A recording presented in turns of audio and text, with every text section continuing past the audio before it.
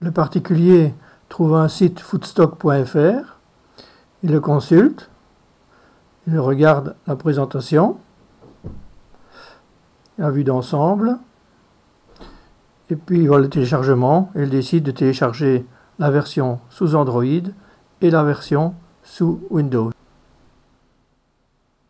Il a lancé l'application, comme c'est la première fois, la fiche utilisateur s'affiche à l'écran où il va renseigner son email, son nom, son prénom et son mot de passe, puis enregistrer.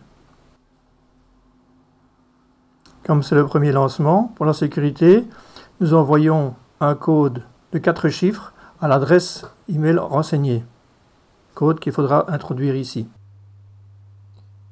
Il arrive sur la page principale, il ajoute un article, 4 façons, le code barre, le micro, le NFC et le ticket.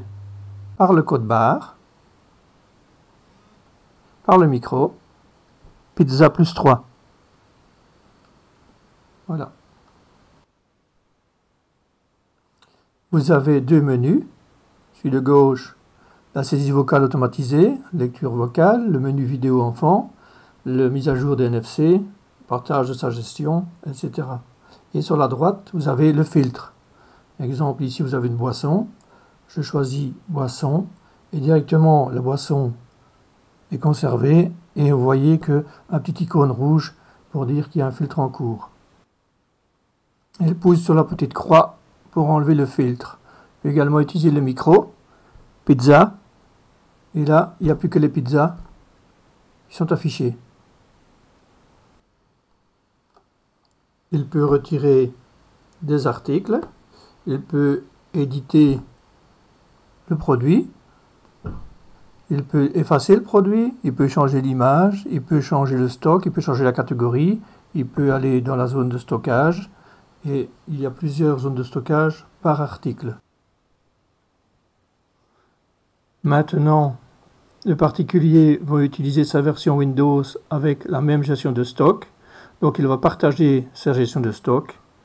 Il va donc partager sa gestion, générer un code flash qu'il devra introduire dans sa version Windows. Le particulier est dans sa version sous Windows. Il retrouve les articles qu'il avait sur son smartphone. Dans le haut ici, vous avez toujours le filtre, suivant le stock, suivant les catégories et suivant les zones de stockage. Supposons qu'il veuille supprimer pizza. Il supprime la pizza et il se dit je vais ajouter un article, supposons. Il ajoute du Nesquik, il l'envoie. Et voilà. Il peut très bien éditer et changer ce qu'il veut dans la fiche. Il peut ajouter tout ce qui est stock minimum, stock de préavisionnement, date de péremption, etc. Dans les outils, il y a aussi l'impression. Il peut imprimer ce qu'il a en stock, suivant le filtre. Il peut également, il y a des outils de réapprovisionnement qu'il peut utiliser.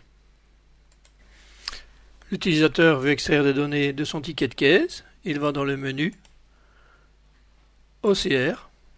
Là, il a la possibilité de scanner avec son scanner A4 ou d'ouvrir une image ou un PDF. Exemple, un PDF qui vient de Collect & Go. Nous allons faire. On prend un ticket de caisse reçu. Voilà le ticket de caisse. Il dit je vais l'envoyer à l'API d'extraction de données du ticket de caisse. Faire valider. Et toutes ces données se retrouvent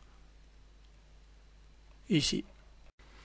Le particulier veut savoir ce qu'il a comme fromage. Il vient ici taper fromage et la liste des fromages apparaît. C'est une recherche phonétique. S'il met 2G, ça passe aussi.